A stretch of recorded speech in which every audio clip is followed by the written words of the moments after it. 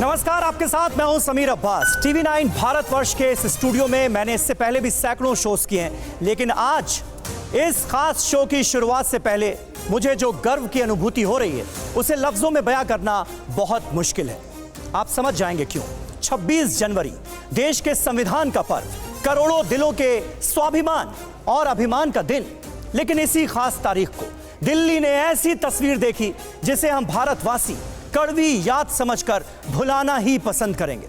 जी हां, कई बार घटनाएं बहुत कुछ सीख भी दे जाती हैं। 26 जनवरी के दिन को अगर हम दिल्ली की हिंसा के लिए याद करते हैं और परेशान होते हैं, जो कि लाजमी भी है, तो आज क्यों ना अपनी सोच थोड़ी बदल ली जाए।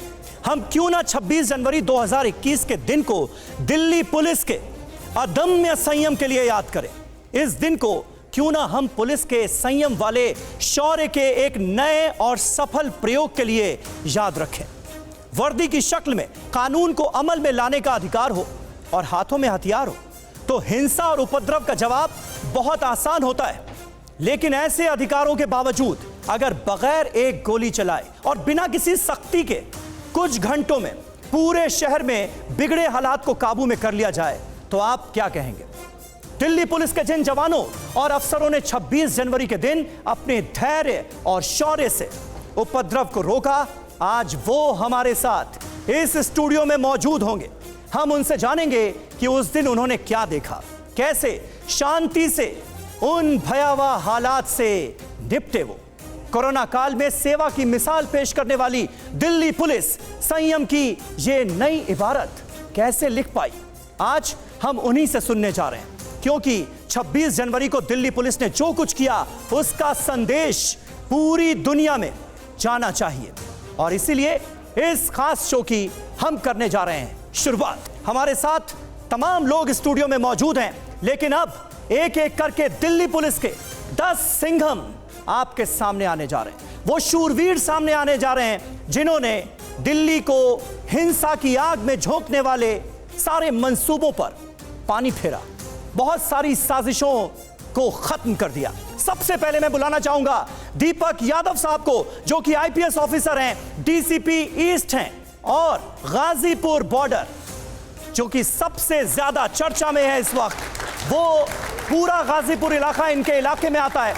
हरियाणा के नारनौल शहर के रहने वाले हैं, 2011 से दिल्ली पुलिस में और 26 जनवरी को पूरे पूर्वी जिले को मैनेज कर रहे थे दीपक यादव साहब। और इसके बाद मैं बुलाना चाहूंगा पीसी यादव साहब को, जो कि दिल्ली पुलिस के इंस्पेक्टर हैं। ये जाबाज ऑफिसर भी जल्द से जल्द अब स्टूडियो में हमारे आ चुके हैं, एसएचओ हैं। जल्दी से अब हम पुष्पलता त्यागी को बुलाएंगे। आइए प्लीज। पुष्पलता त्यागी जी हमारे साथ अब मौजूद होने वाली हैं, इंस्पेक्टर हैं, एडिशनल एसएचओ हैं। जोगिंदर राज जी को मैं बुलाना चाहूंगा, जो कि असिस्टेंट सब इंस्पेक्टर हैं, एएसआई हैं दिल्ली पुलिस के नॉर्थ डिस्ट्रिक्ट में इनकी तैनाती है।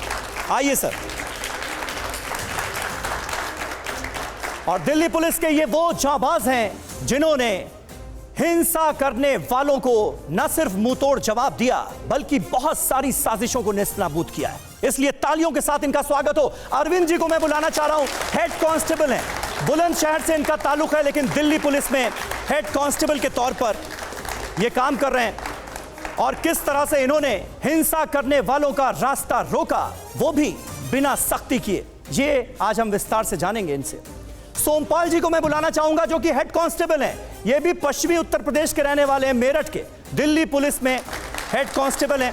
आइए, आज दिल्ली पुलिस के इन वीर जवानों के जरिए ही हम सुनेंगे वो कहानी जिसके बारे में हम सब जानना चाहते हैं कि 26 जनवरी को हालात कैसे थे और दिल्ली पुलिस ने कैसे उन हालातों का सामना किया। सुनीत कुमार जी को मैं बुलाना चाहूंगा स्टूडियो में, जो कि हेड कांस्टेबल हैं और देखिए ये भी वेस्टर्न यूपी से ताल्लुक रखते हैं और हिंसा के वक्त किस तरह से इन्होंने आतताइयों पर काबू पाया आज खुद बयां करने वाले हैं हम सबके सामने। इसके अलावा सतीश जी को मैं बुलाना चाहूंगा स्टूडियो में, हेड कांस्टेबल हैं, ये अलीगढ़ के रहने वाले हैं, दिल्ली पुलिस में नौकरी कर रहे हैं। आइए, और ये तमाम हमारे वो वीर जवान हैं जिन्होंने हिंसा करने वालों का रास्ता रोका। बहुत सारी चोटें भी खुद पर खा ली लेकिन सख्ती का प्रयोग नहीं किया।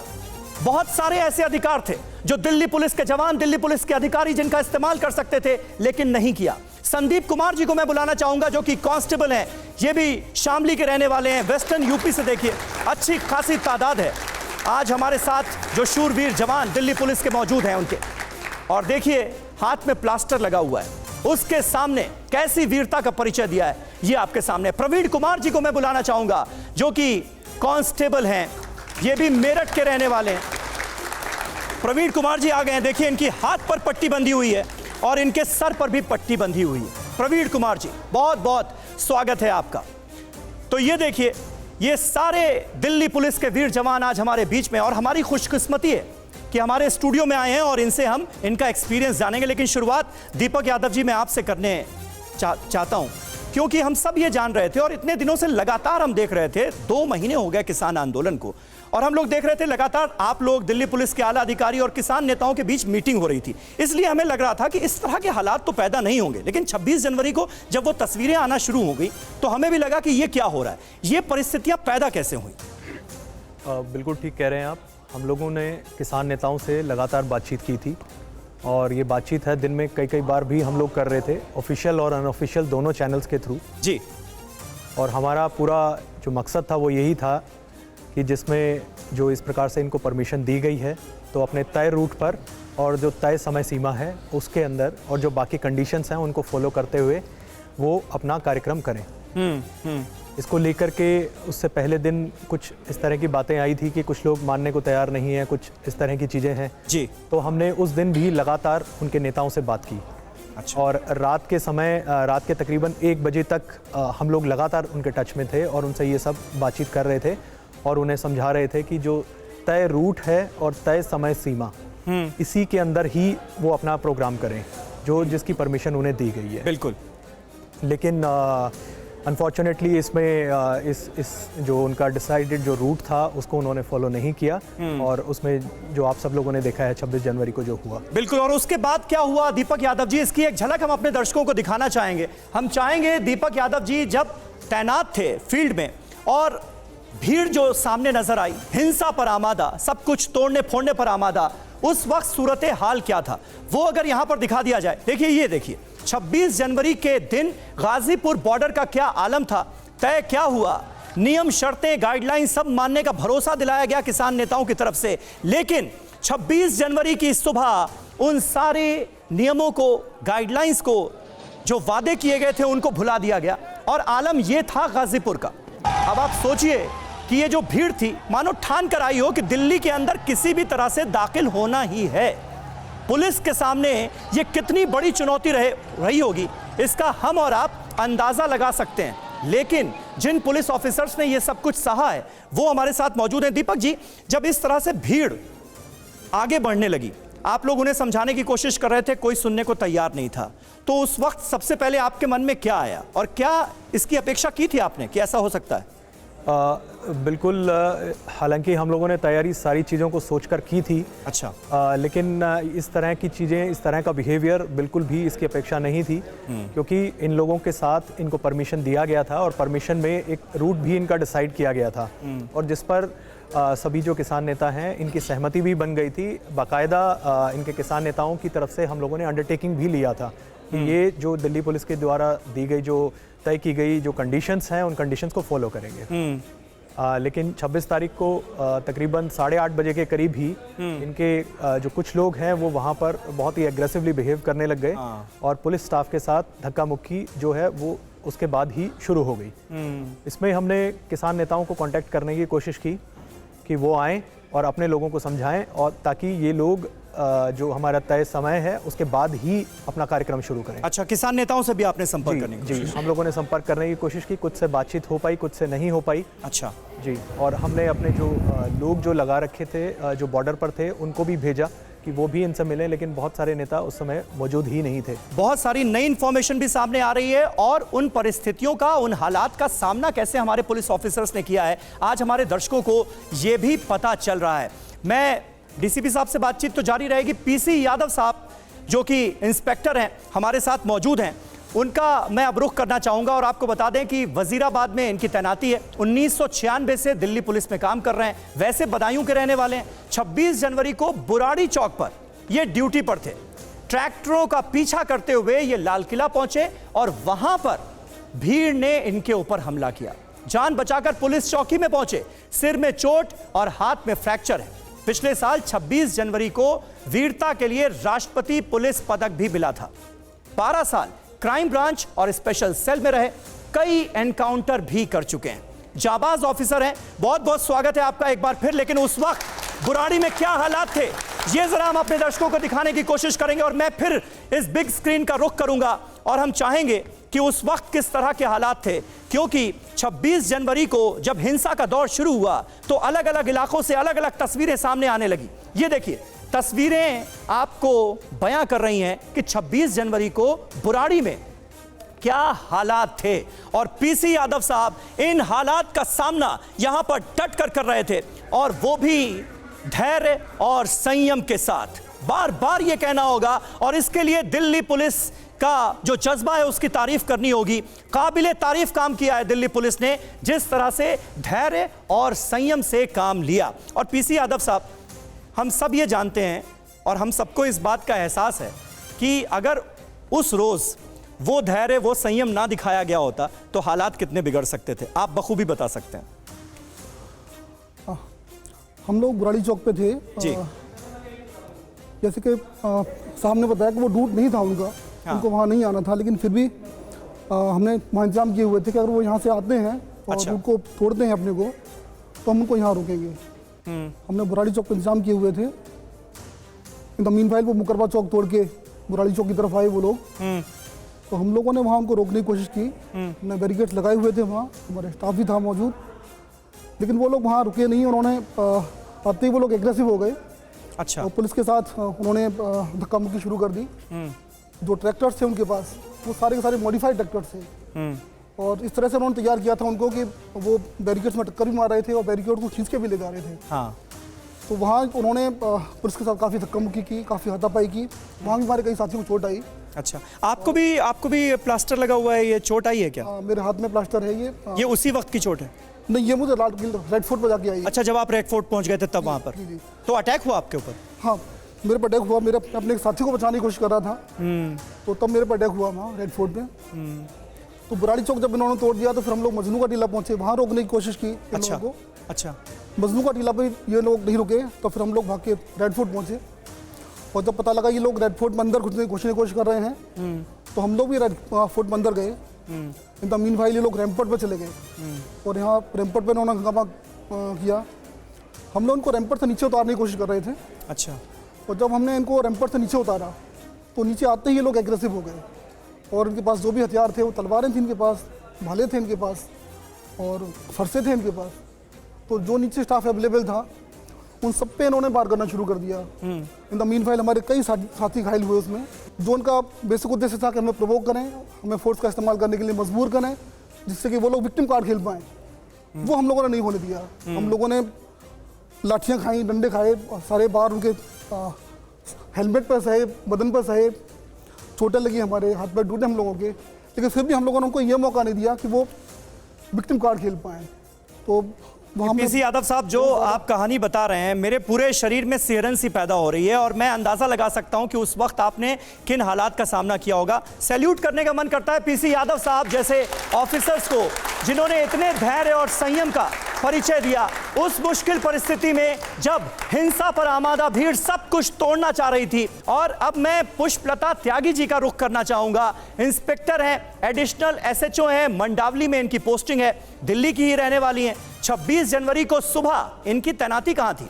गाजीपुर आनंद विहार रोड पर इनकी ड्यूटी थी और पीछे से किसानों की भीड़ आती है और ट्रैक्टर रैली दिल्ली में घुस जाती है।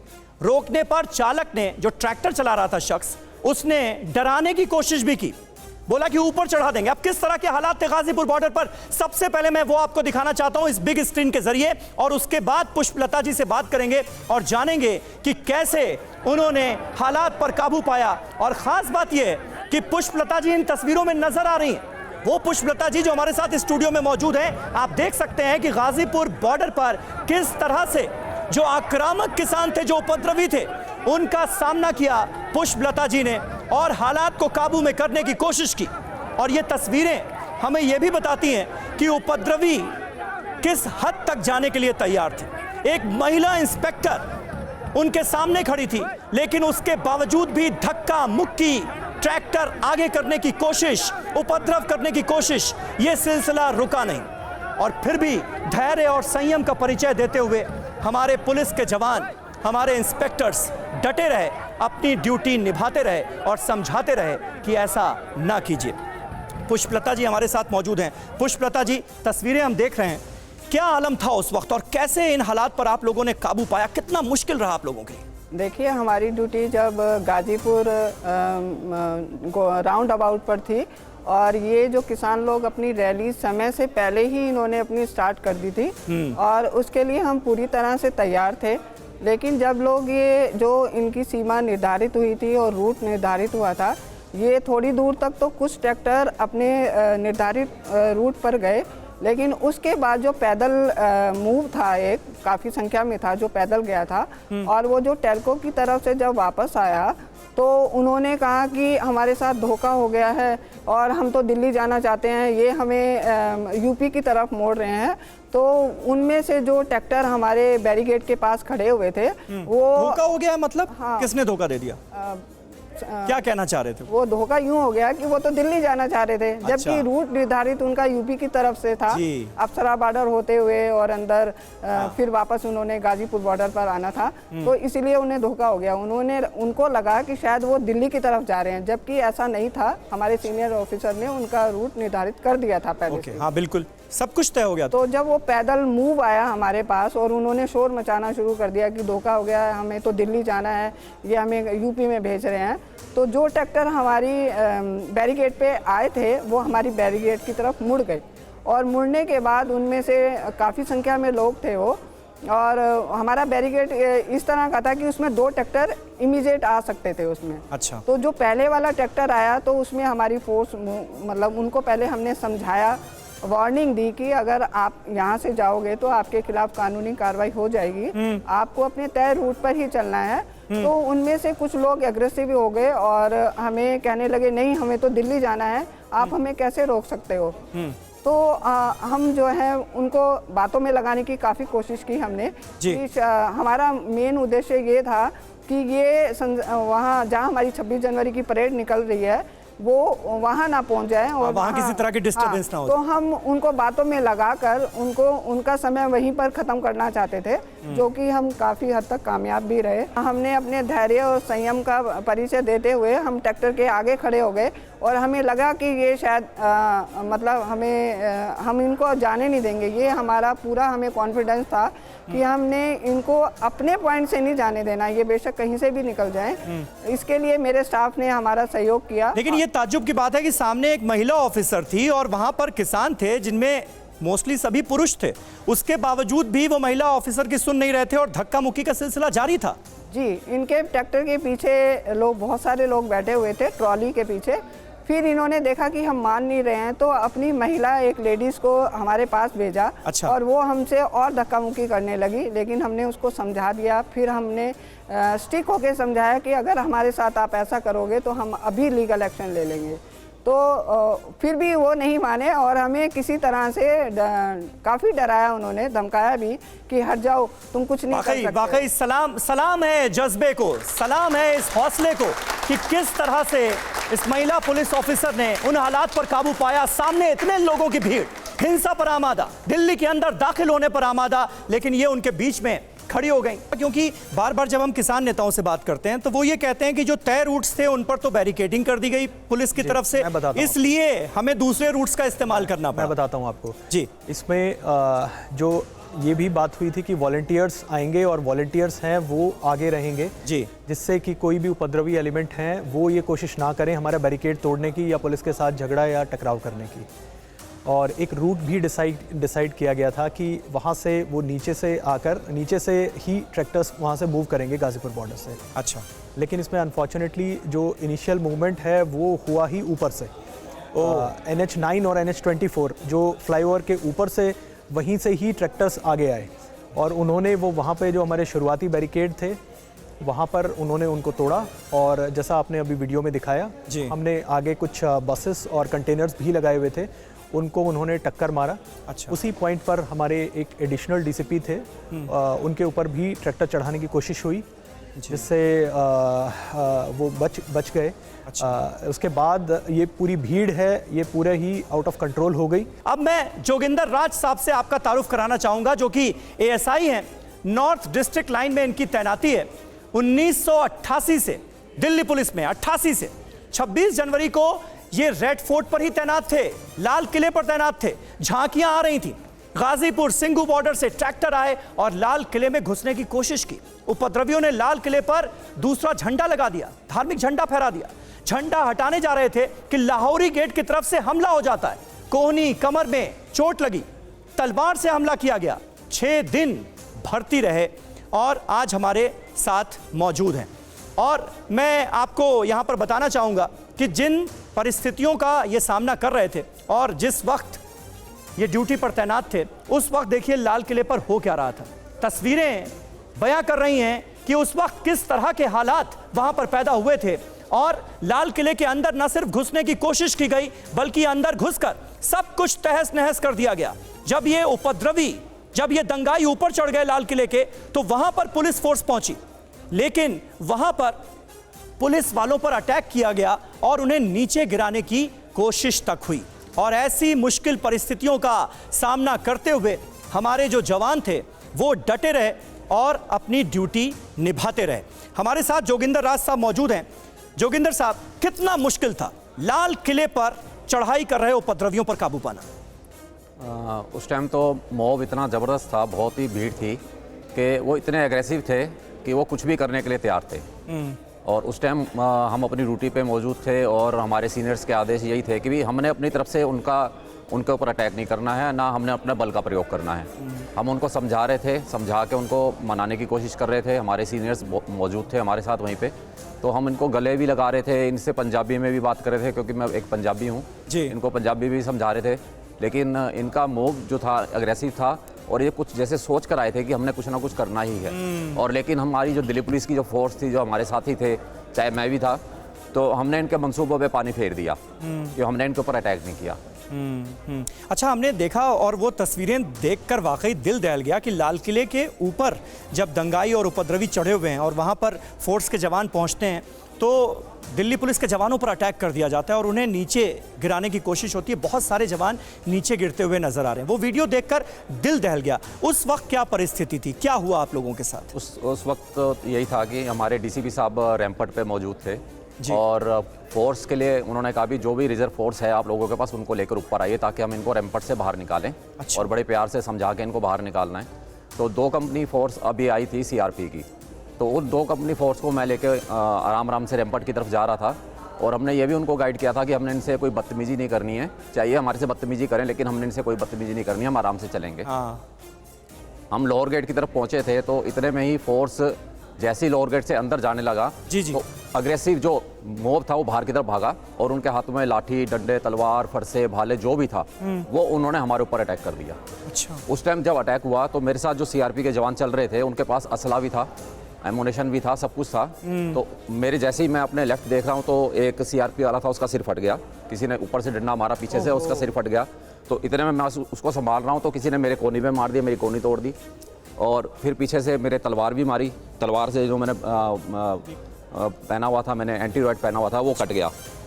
तलवार उन्होंने चला दिया आपके ऊपर? तलवार चलाई, एंटीरॉयड कट गया, मेरे लगी नहीं क्योंकि मैं भागने लगा आगे की तरफ। और इतने में देखा तो दूसरा सीआरपी वाला था, उसकी 2 टांगें तोड़ दी उन्होंने, वो गिर गया बेचारा। उसको हम उठाकर लेकर गए टिकट विंडो में। किस तरह से लाल किले पर चढ़े उपद्रवियों का इन्होंने न सिर्फ सामना किया बल्कि हमने देखा चंद घंटों में ही इस पूरी हिंसा पर काबू पा लिया गया, दंगाइयों पर काबू पा लिया गया। जितेंद्र शर्मा और मोहित ओम हमारे 2 संवाददाता जो कि उस वक्त दिल्ली की सड़कों पर थे, मौके पर मौजूद थे। जितेंद्र, आप खड़े हो जाएं, मैं चाहता हूं। और जिस बात का भी हम यहां पर जिक्र कर रहे हैं, जोगिंदर जी ने जिन बातों का जिक्र किया, अगर मान लीजिए एक पल को हम तसव्वुर कर लें कि उस वक्त दिल्ली पुलिस ने सख्त रवैया अख्तियार किया होता, बल प्रयोग किया होता, तो हालात कितने बिगड़ सकते थे?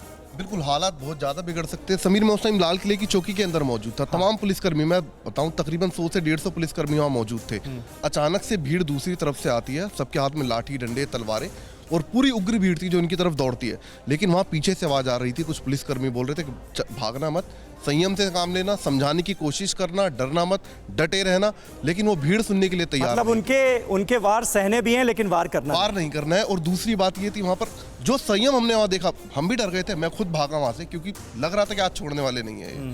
तो हम लोग भी वहाँ से भागे। लेकिन पुलिसकर्मी जिस अदब में साहस के साथ, जिस पूरे अपने जोश के साथ वो खड़े हुए थे, कोशिश बहुत की समझाने की, लेकिन जब भीड़ ने नहीं सुना तो फिर उन्हें थोड़ा पीछे हटना पड़ा। लेकिन किसी ने ना लाठी चलाई, ना डंडा उठाया, ना कुछ कोई बदतमीजी, कुछ नहीं।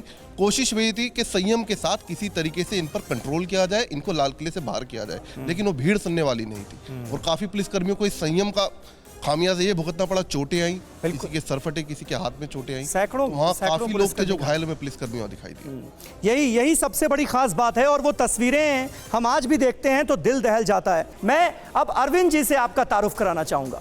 हेड कांस्टेबल है और बुलंदशहर से इनका ताल्लुक है, 2001 से दिल्ली पुलिस में।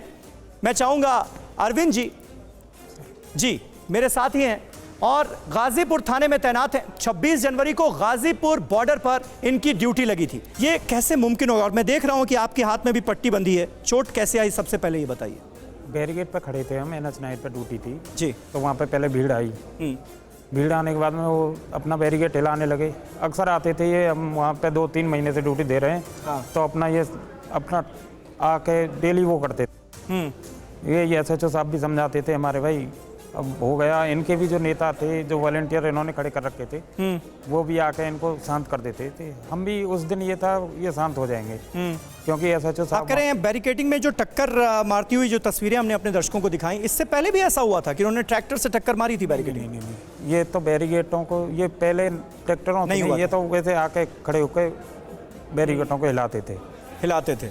लेकिन ट्रैक्टर से टक्कर जो है वो 26 जनवरी की सुबह जनवरी को फिर 2-3 ट्रैक्टर आए और फिर एक साथ उनको हटाते हुए ले गए। हम तो डेली उनसे मिलते थे, तो उन्होंने ये कहा था आप चिंता ना करो, हम बिल्कुल शांति से जाएंगे, शांति से अपना निकल जाएंगे, कोई दिक्कत नहीं। पता ही नहीं पड़ा कुछ भी, क्या कह सकते हैं। कितना बड़ा दगा है ये। और ऐसे पुलिस ऑफिसर्स, ऐसे पुलिस कर्मियों के जज्बे को हमें सलाम करना चाहिए, तालियों के साथ स्वागत करना चाहिए एक बार फिर।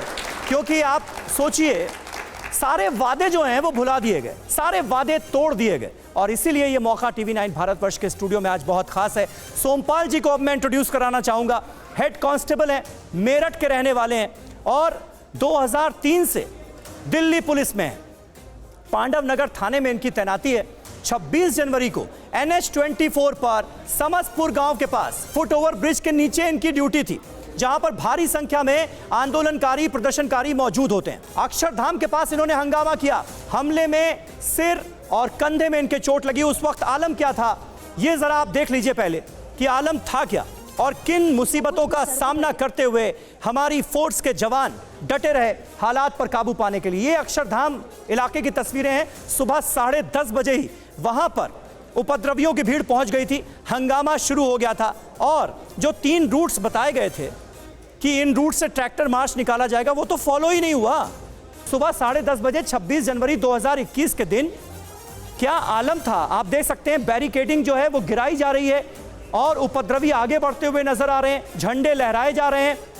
जो ट्रकें, गाड़ियां वहां पर खड़ी थीं, उनको किस तरह से तोड़ा जा रहा था, ये आप देख सकते हैं। और हमारे साथ मौजूद हैं सोमपाल जी। सोमपाल जी, जरा बयां कीजिए कि उस वक्त हालात क्या थे और किन मुश्किल परिस्थितियों का आप लोगों ने सामना किया उस वक्त? उस समय सुबह हालात बिल्कुल नॉर्मल थे। जब हम ड्यूटी पे पहुंचे, DCP साहब भी आए थे, ब्रीफ किया हमें। कितने बजे तक सब कुछ नॉर्मल था? 10 बजे 9:30 के आसपास तक। ठीक है, सब कुछ नॉर्मल था सर। ठीक है, फिर DCP साहब भी आए, ब्रीफ किया हमें सबको, सब कुछ सही था। लग भी नहीं रहा था कि यहाँ तक आएंगे भी वो। हाँ। वहाँ कुछ उनका प्लान नहीं था, कुछ गाजीपुर से आगे ही था जो भी था। ठीक है, वहाँ तो कुछ भी नहीं था, एक सेफ साइड थे हम। बाकी फिर धीरे धीरे वहाँ से पता चला, दिखने लगे कि ट्रैक्टर आ रहे हैं। शुरू में 2 ट्रैक्टर आए, ठीक है, उनको समझाया, ठीक है, और वो वापस थोड़ा सा चले गए। अच्छा। उसके बाद पीछे थोड़ी दूर जाके खड़े हो गए और जैसे उनके फिर कंटिन्यू ट्रैक्टर और ट्रॉली और वो जमा होते चले गए वहाँ। ठीक है। उसके बाद जब उनकी तादाद ज़्यादा हो गई तो उन्होंने एकदम बैरिकेड पर अटैक किया, ठीक है। और वहीं हमारे सब लोग हम वहीं पे खड़े थे, उनको काफ़ी रोकने की कोशिश की, काफ़ी उनको समझाया भी, लेकिन उनकी समझ में नहीं आया। तो उन एक तो हथियार थे उन पे, मतलब तलवारें, हथियार किस तरह के थे? तलवारें थी, फरसे टाइप थे, और डंडे तो थे ही सब पे, और पत्थर भी वहाँ उन्होंने मारे। मैं इसमें एक छोटी सी चीज़ बताऊंगा। जो हम लोग ट्रेनिंग कर रहे थे नेशनल पुलिस एकेडमी में, जी हाँ, तो वहाँ पर सरदार पटेल जो हैं उनकी बहुत सारी बातें हमें बताई जाती हैं। उनकी एक बहुत इंपॉर्टेंट बात यह है, if a policeman loses his head in a situation, he is not worthy of being a policeman. Okay. तो it is very very important कि ऐसे सिचुएशन में हम लोग एक धैर्य का परिचय देते हुए कार्रवाई करें, जिससे कि मिनिमम डैमेज हो। एक ड्रिल के तहत कार्रवाई हो, वार्निंग हो, उसके बाद फोर्स का ग्रेडेड इस्तेमाल, उसी तरीके से, और वो सिचुएशन को देखते हुए। तो ये सब जो कार्रवाई है ये हमारी फोर्स ने किया है। इसमें जो हमारे इतने लोग जो घायल हुए हैं, उनका जो कंट्रीब्यूशन है, वो कंट्रीब्यूशन ये है कि सिचुएशन उसके बाद भी मैनेज हो गई। क्योंकि आपा खोना बहुत आसान होता है, आपे पर काबू रखना बहुत मुश्किल होता है, और ये कर दिखाया है दिल्ली पुलिस ने। अब मैं सतीश जी से तारुफ कराना चाहूंगा। हेड कांस्टेबल हैं और अलीगढ़ के रहने वाले हैं। 1998 से दिल्ली पुलिस में पांडव नगर थाने में इनकी पोस्टिंग है आजकल। 26 जनवरी को NH-24 यूपी को दिल्ली से जोड़ने वाला ये हाईवे, इस पर तैनाती थी। समस्तपुर गांव के पास फुटओवर ब्रिज के नीचे ड्यूटी थी। अचानक किसान ट्रैक्टर लेकर आए तो उन्हें रुकने के लिए समझाया। आंदोलनकारियों ने बैरिकेड हटा दिया और फिर अचानक हमला कर दिया। और उसके बाद क्या हुआ, ये बिना वक्त गंवाए मैं सतीश जी से जानने की कोशिश करूंगा। सतीश जी, जब अटैक हुआ तो उस वक्त क्या किया आपने? जब हमारी ड्यूटी पांडव नगर में समस्तपुर विलेज पे थी, तो हमने काफ़ी अच्छी बैरिकेटिंग कर रखी थी। हाँ। तो हमारा कुछ स्टाफ गाजीपुर में भी था, उन्होंने बताया कि अब यहाँ पे बैरिकेटिंग तोड़ दी है और अभी आपकी तरफ को कूच कर दिया है उन्होंने जी। तो हमने अलर्ट हो गए, काफ़ी स्टाफ को पूरे को, डीसी साहब भी मौके पे आ गए थे, तो उन्होंने स्टाफ को पूरे को अलर्ट कर दिया। तो वो ट्रैक्टर आए, पहली बार 2-3 बार उन्होंने वो किया, हमला किया, तो हमने गैस गन और उससे हमने उन्हें काबू में पा लिया। फिर काफ़ी गैदरिंग हो गई।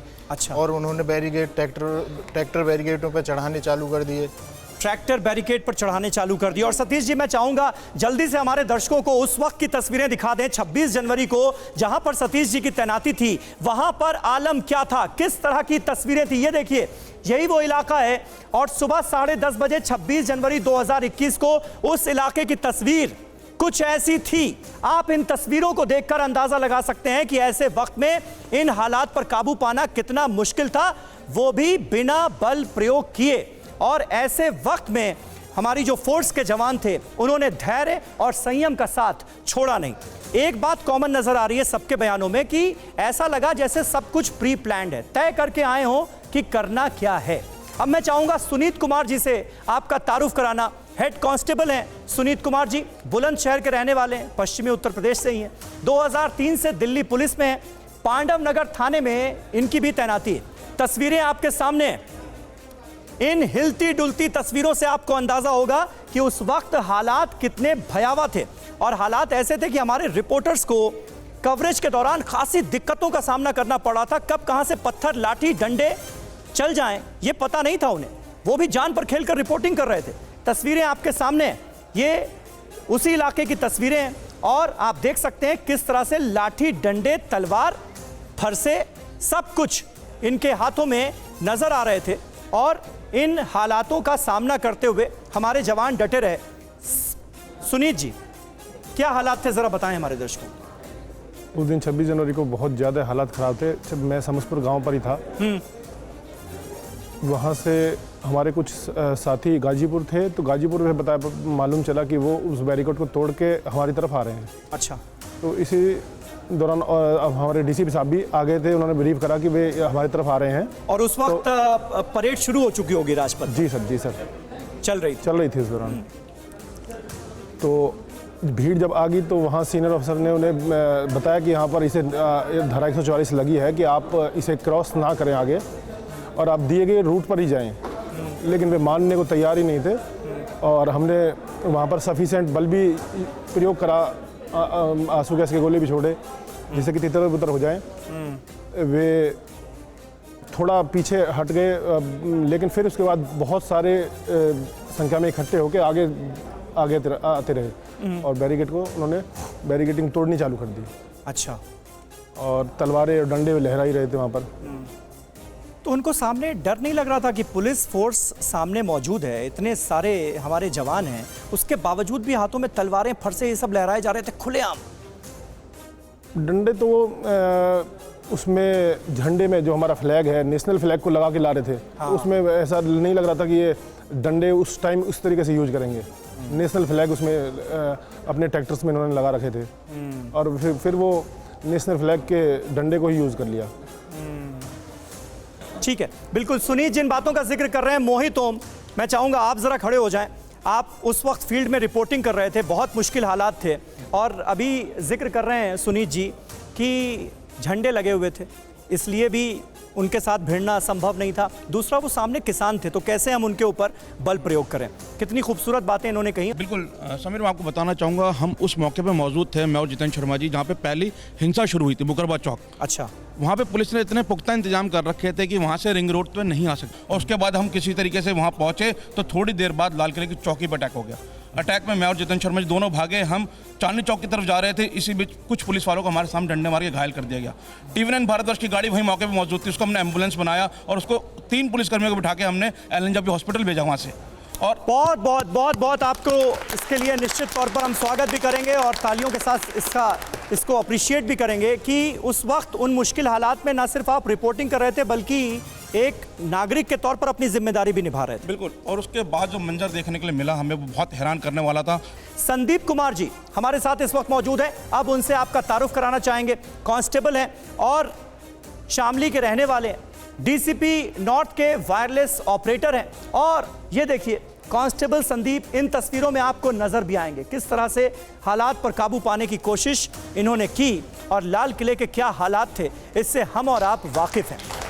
वाकई इस जज्बे की, इस हौसले की, इस धैर्य और संयम की तारीफ जितनी भी की जाए वो कम है। और हम देख रहे हैं संदीप जी के हाथों में जबरदस्त चोटें आई हैं, प्लास्टर बंधा हुआ है। ये चोट कैसे लगी आपको? ये 26 जनवरी का जो हमारा गणतंत्र दिवस का रेजिमेंट था, लाल किले के ऊपर हमारा रेजिमेंट बहुत अच्छे से लगा हुआ था। जैसे हर साल होता है कि गणतंत्र दिवस में जो झांकियां होती है वो लाल किले पे आके, परेड और लाल किले पे आके समाप्त होती है। इस बार कई लोग देखने के लिए भी आते हैं, वो वहाँ पे पब्लिक के लोग भी खड़े होते हैं। हाँ। इस बार परेड नहीं आई, गणतंत्र दिवस की सिर्फ झांकियां लाल किले के अंदर आनी थी। सुबह रेजिमेंट बहुत अच्छे से लगाया हुआ था, लेकिन पीछे से पता चला कि सिंगू बॉर्डर को तोड़ के वो लोग मुकरबा चौक तक पहुँच गए हैं। वहाँ पे हमारे सीनियर ऑफिसर सारे खुद मौके पे मौजूद थे। साहब ने सबको ब्रीफ किया कि हमें बहुत अच्छे से इस रेजिमेंट को देखना है, ताकि किसी भी तरह का कोई भी ऐसा दिल्ली पुलिस के लिए कोई ऐसा दिन ना हो कि कल हम लोग खुद इस चीज़ को महसूस करें कि अच्छा नहीं था। लेकिन हमने बहुत अच्छे से वहाँ पे कोशिश की, रेजिमेंट को बहुत अच्छे से लगा के, और स्टाफ को हमारे DCP साहब और साथ में हमारे सीनियर ऑफिसर्स भी टाइम टू टाइम ब्रीफ कर रहे थे कि हमें बहुत अच्छे से यहाँ पे रेजिमेंट पूरा करना है। वो लोग बुराड़ी को भी तोड़ते हुए, मजनू टीला तोड़ते हुए सीधा लाल किला पे पहुंच गए थे दोपहर के टाइम में। DCP साहब मौके पे पहुंचे तो वहाँ पे हमारे सीनियर ऑफिसर्स और भी साथ में थे, स्टाफ को ब्रीफ कर रहे थे। अचानक एक भीड़ जो लाल किले के रैम्पट पे पहुंच चुकी थी, वहाँ पे उनको उतारने के लिए साहब और साथ में हमारे सीनियर ऑफिसर्स वहाँ पहुँचे। सारे स्टाफ को ब्रीफ किया गया कि हमें यहाँ बहुत शांति से, ताकि हम माहौल ना ख़राब होने दें, किसी भी तरह की भीड़ को उत्तेजित नहीं होने देना है, वहाँ से उनको नीचे लेके आना है। तो ऊपर से उनको नीचे उतारते टाइम काफ़ी लोग, जो वहाँ पे हजारों की संख्या में वो लोग हो गए थे, तलवार, लाठी, डंडे, लोहे की रोड उनके पास थी, और वो अंधाधुंध मार रहे थे। वो ये भी नहीं देख रहे थे कि वो मार किसे रहे हैं। उनसे गले लगा के बहुत बार उनसे रिक्वेस्ट की, मत मारो, आप रुक जाइए, प्लीज़ रुक जाइए, हम लोग आपके साथ खड़े हैं, हम आपको शांति से बाहर ले जाना चाहते हैं। क्योंकि वहाँ पे जो झांकियों के साथ जो स्टाफ आया था, जो इनोसेंट लोग आए थे, उनको बचाना भी दिल्ली पुलिस के लिए सर्वप्रथम वहाँ जरूरी था। तो उन सबको देखते हुए हालात इतने ख़राब हुए, DCP साहब ने खुद सबसे आगे रह के इस चीज़ को, हमारे सीनियर ऑफिसर्स ने जो ब्रीफ किया था उसको फॉलो करते हुए इस चीज़ को बहुत शांति से वहाँ से उनको बाहर लाने के बाद, उनके सीनियर्स जो थे, उनका जो मतलब उनका नेता था, उनसे बात करने के लिए भी साहब ने बड़ी कोशिशें की है, लेकिन उन्होंने किसी की कुछ नहीं सुनी। एक नशा होता है, वो उस नशे की स्थिति में थे कि वो कुछ समझ ही नहीं पा रहे थे। उनको बहुत समझाया, लोहे की रोड मारी थी, तलवार मारने का भी प्रयास किया था, लेकिन तलवार से बच गया। ये लोहे की रोड लगी है पीछे से, लोहे की रोड, उसके बाद गिरा के उन्होंने फिर मारा। प्रवीण कुमार जी से अब हम आपका तारुफ कराना चाहेंगे, जो कि कांस्टेबल हैं, मेरठ के रहने वाले हैं, 2010 से दिल्ली पुलिस में काम कर रहे हैं और रूपनगर थाने में तैनात हैं। 26 जनवरी को ये भी लाल किले पर तैनात थे। 12 बजे के करीब यहां पर भीड़ आती है और भीड़ ने तोड़फोड़ शुरू कर दी। उपद्रवी किसी की बात सुनने के लिए तैयार नहीं थे। सभी के हाथ में डंडे थे, कुछ के हाथ में फरसे और तलवारें भी थी। ये लोग मरने मारने पर आमादा थे। पता नहीं कैसे जान बची। भीड़ ने लोहे की रॉड से मारा और किस तरह से अटैक किया गया ये आप देखिए। तस्वीरें जो हैं ये अपने आप में भयानक तस्वीरें हैं। ये देखिए किस तरह से पुलिस वालों पर अटैक किया जा रहा है, रॉड से हमले किए जा रहे हैं, मारा जा रहा है। तलवारें बिना देखे चलाई जा रही हैं कि कहां किसको लग रही। उसके बावजूद भी पुलिस फोर्स के जो जवान थे, वाकई दिल्ली पुलिस के हौसले को सलाम है, फोर्स के जज्बे को सलाम है। किन मुश्किल परिस्थितियों में पुलिस वाले डटे रहे।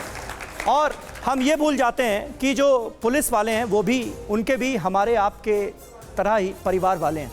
और जब पुलिस वाले ड्यूटी पर होते हैं, सड़कों पर तैनात होते हैं और सड़कों पर इतनी हिंसा हो रही होती है तो वो कितना परेशान होते होंगे। प्रवीण जी, कितना मुश्किल था संभालना भीड़ को उस वक्त? मैं देख रहा हूँ आपके हाथ में चोट लगी है, सर में चोट लगी। सर 6 बजे की ड्यूटी थी, लाल किले के अंदर थी ड्यूटी मेरी भी। तो सर 12 बजे के आसपास जब टैबलो जब अंदर आई थी लाल किले के अंदर, तो हम भी वहीं पे थे मौके पे। तो कुछ ट्रैक्टर आते हैं रोंग साइड से, वो लाल किले में अंदर बढ़ जाते हैं, टैबलो रोक देते हैं बाहर वे, तो ट्रैक्टर अंदर घुस जाते हैं। अच्छा। हाँ जी। तो फिर हमने उनको काफ़ी रोका भी, समझाया तो बाहर नहीं जाते। फिर उनके पीछे पीछे फिर टैबलो फिर हमने किसी तरह अंदर घुसाई सारी फिर वे। फिर उसके बाद फिर काफ़ी ट्रैक्टर आते हैं उनके, बहुत भीड़ इकट्ठी हो जाती है। कुछ देर बाद ही अंदर घुस जाती है सारी। फिर वो घुसने के बाद उन्होंने फिर कुछ लड़के के ऊपर चढ़ जाते हैं, कुछ हंगामा करते हैं, आगे हमारे ड्रामेबाजी बहुत ज़्यादा करते हैं वे। अच्छा। तो फिर कुछ भीड़ उनकी पता नहीं कैसी एकदम से उग्र हो जाती है बहुत ज़्यादा। फिर उन्होंने हाथापाई मार पिटाई शुरू कर दी। फिर उन्होंने, उनके पास डंडे बहुत सारे थे, मतलब इस तरह से। वहाँ से मैं किसी तरह फिर पहुँच निकला वहाँ से बाहर में। फिर वहाँ से मैंने हेल्प लेकर, किसी की लिफ्ट लेकर फिर मैं हॉस्पिटल पहुँचा था मैं। बहुत ज़्यादा भीड़ उग्र थी, वो बहुत ज़्यादा। वहाँ पर हम अंदाज़ा लगा सकते हैं कि लाल किला क्योंकि सिर्फ एक इमारत नहीं है, देश की आन बान शान का प्रतीक है हमारा लाल किला। और गणतंत्र दिवस की परेड के दौरान जो झांकियां हम लगातार देख रहे थे उनको लाल किले के पास ले जाया गया। और यादव जी, आपको हैरत होती है क्या इस बात पर कि देश की आन बान शान से जुड़े जो प्रतीक हैं उन पर अटैक करने की कोशिश क्यों हुई? भाई, किसान अपनी मांगे मनवाना चाहते हैं, सरकार पर दबाव बनाना चाहते हैं, आंदोलन कर रहे हैं, ये सारी बातें एक जगह हैं, और देश की आन बान शान के प्रतीकों पर हमला एक जगह। ये सवाल आपको भी परेशान करता है क्या? जी बिल्कुल करता है, और मुझे लगता है उस दिन जो हुआ वो बिल्कुल गलत हुआ। इस तरीके का बिहेवियर जो है, इस तरीके का एक्शन जो है वो बिल्कुल जस्टिफाइड नहीं है। बहुत खुशी है, हम सबको बहुत खुशी है। और आज दिल्ली पुलिस के ये 10 संगम हमारे बीच में हैं और इनसे उस दिन जो कुछ घटा वो तो हम जान ही रहे हैं और वो सब आपको पता भी है, लेकिन उसके पीछे की जो कहानी है वो हमें नहीं पता थी। और आज इस कवायद के जरिए हमने कोशिश की है उन सारी बातों को आपके सामने लाने की, ताकि आपको अंदाजा हो कि किन मुश्किल परिस्थितियों का सामना करते हुए दिल्ली पुलिस के जवान ड्यूटी कर रहे थे, मैदान में डटे हुए थे। और हमारे साथ यहाँ तमाम लोग मौजूद हैं। आप में से कोई कुछ कहना चाहेगा पुलिस वालों को? जी नमस्कार, मेरा नाम अभिराज है। सबसे पहले तो दिल्ली पुलिस के जितने भी जवान यहाँ मौजूद हैं उन सभी को, हम सभी देशवासियों की तरफ से बहुत बहुत सलाम आपकी बहादुरी और संयम के लिए। जी, और कोई मैसेज देना चाहेगा? जी मेरा नाम राशि है और मैं दिल्ली पुलिस को सलाम करना चाहती हूँ इस इतने बड़े जज्बा के लिए। और मैसेज मैं यही देना चाहूँगी कि जब तक हमारा देश इन जैसे बहादुरों के हाथ में है, आम जनता हमेशा ही सेफ रहेगी। और चाहे कोई भी आ जाए, चाहे वो आउट ऑफ द कंट्री हो या इनसाइड द कंट्री हो, हम लोग हमेशा ही सेफ रहेंगे। So thank you so much to all of you. और बहुत सारे यंगस्टर्स हमारे साथ हैं, तो आप लोग पुलिस फोर्स ज्वाइन करना चाहेंगे? आप में से कोई? ये कहानियां सुन रहे हैं आप बहादुरी भरी, तो अंदर किस तरह का जज्बा जो है वो मन में भर रहा है?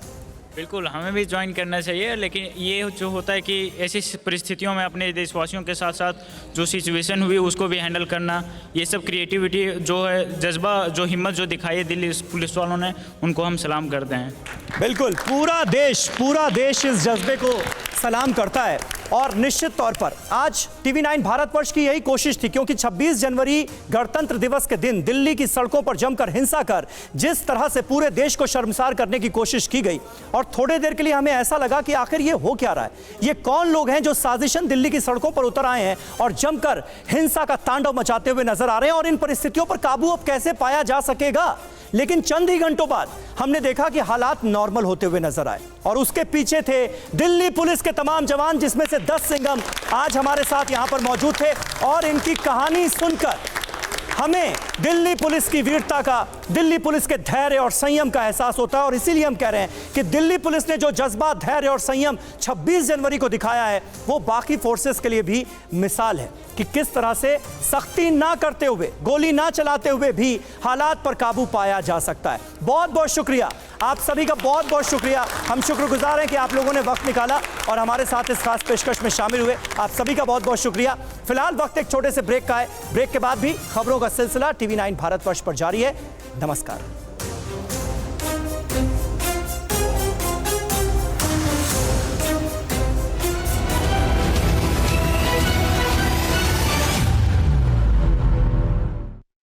फिक्र आपकी, सोमवार से शुक्रवार रात 9 बजे सिर्फ टीवी 9 भारतवर्ष पर।